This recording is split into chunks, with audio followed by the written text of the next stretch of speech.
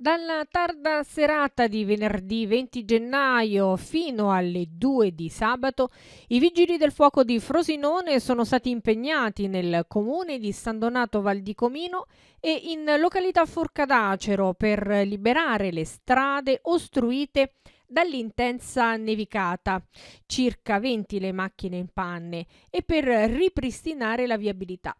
Sul posto 2 squadre dei vigili del fuoco con 2 APS in assetto neve, un mezzo spazzaneve apripista ed il funzionario di guardia per un totale di 14 unità.